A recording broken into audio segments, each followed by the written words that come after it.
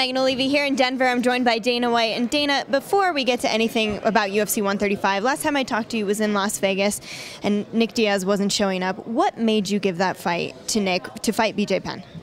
Well, I talked to Nick after the fight, but even before after the press conference, but even before I talked to him, I said I knew the way that this kid is, and I knew that the pressure of this main event and all the media and all the stuff was what was bothering him. So he's been in smaller organizations for 4 or 5 years now. I figured if I can talk to him, and if he's willing and able to do the co-main event, then I can maybe try to work this thing out and ease this kid into a situation where he'd be fighting for the title. Was he apologetic, and was he honored to fight a guy like BJ? Yeah, I mean, I was as apologetic as Nick Diaz can be. He wants to fight. I know he wants to fight. And I don't know how honored he is to be fighting BJ Penn. You know, Nick Diaz just wants to fight, and he jumped at the opportunity to fight BJ and wanted that fight. So.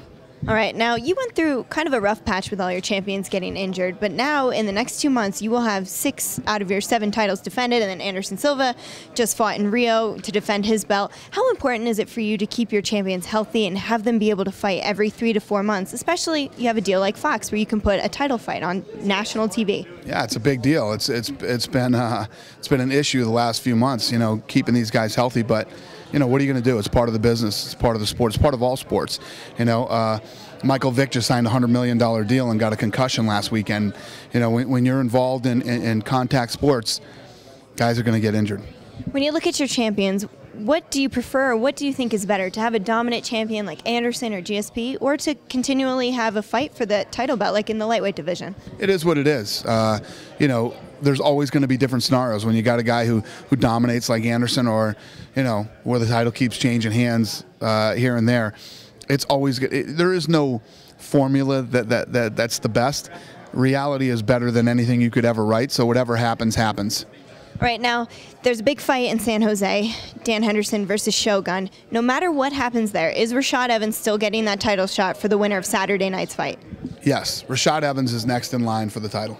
Okay, and you know, you've brought Dan Henderson over to the UFC. That's now 3 champions from Strikeforce who are in the UFC. Realistically, do you want to keep Strikeforce around, and how long do you see it, you know, functioning as it does, as we know it today? We do want to keep it around. The ball is in Showtime's court. We're waiting to hear back from them whether they want to stay in the Strikeforce business or not. When you say that, is it about the deal, you know, that you guys don't like the deal that they're bringing to you, or if they have a great deal, absolutely, Showtime, you keep Strikeforce? What are the details of that? I can't even get into the details. It's so not my thing. I have literally not been in one of these meetings, you know. I do the UFC, that's it, and we'll see what happens. All right, now let's talk about UFC 135. Matt Hughes, this is his last fight on his contract. Do you see him fighting anymore after this? If he wins, I do. If Matt Hughes wins on Saturday, I can't see him not fighting. But we'll see what happens. We'll see how everything goes down, and we'll go from there. All right, now he's fighting Josh Koscheck, who took the fight on late notice, but hasn't fought since that poor performance against GSP in Montreal, where we also, you know, kind of got jabbed to death. Do you think this is where Josh starts rebuilding himself as a top welterweight, or do you see him going to middleweight like he talked about at the press conference? I don't know. We'll see what happens. You know, that's his decision. We'll see how this Hughes fight goes, and you know, if he loses to Hughes on Saturday night, I think it'd be tough to say, oh, now you should probably move to 85 where guys are bigger and stronger.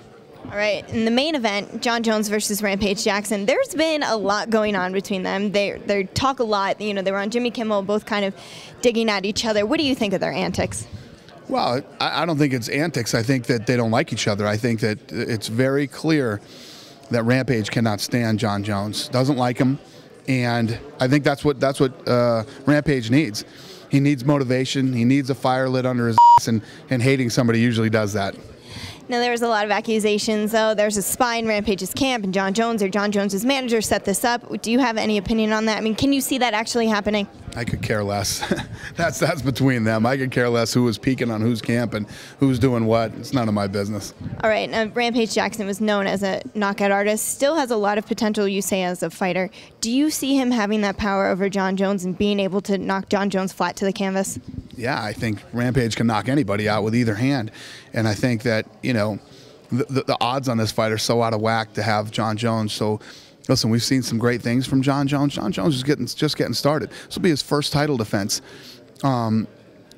You know, the way he beat Shogun was impressive. The way he beat Matt Hamill was impressive. The way he beat Matt Yushenko was impressive. He's done impressive things, but now he's in a position where all the top guys in the world are gunning at him. In a year, I'll give you my assessment on Jon Jones in a year, or on Saturday. I mean, if he walks through Rampage the way he's walked through everybody else, I will admit I will be very impressed. When you look at Jon Jones's future, like you just said, if he beats Rampage on Saturday, do you think of him, if he comes away with this victory, that he could be a dominant champ like Anderson or GSP? Definitely. Let's say, like I said, this next year is going to tell. He's got a nasty lineup, starting with Rampage this Saturday. Then he's got Rashad, and then he could fight Shogun again or Dan Henderson. All right, Dana, well, we know you're not feeling well, so we'll let you go. Thank you so much for your time, and looking forward to UFC 135. Thank you. I appreciate it. Keep checking Heavy.com for more coverage.